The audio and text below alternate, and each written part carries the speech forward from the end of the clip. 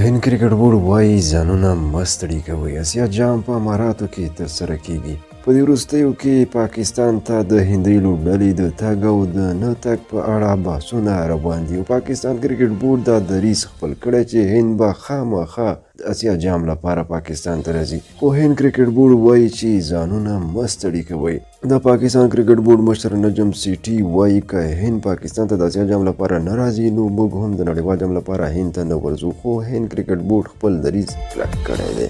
د هند کرکټ بورډ سکرتر جی شاه په بحرین کې د اسیا کرکټ شورا په غونډه کې د هند دریځ یو ځل بیا تکرار کړ او ویل چې حکومت ورته اجازه نه ورکوي چې پاکستان ته سفر وکړي. د هند کرکټ بورډ وایي هند له نورو بورډونو هم غوښتي چې وضعیت درک کړي. ټولو غړو هوکړه کړې چې تر یوې میاشتې انتظار وباسي. هندي رسنۍ دا هم وایي چې هند د اسیا جام سیالیو په کوربتوب چې پاکستان سره دي کوم اعتراض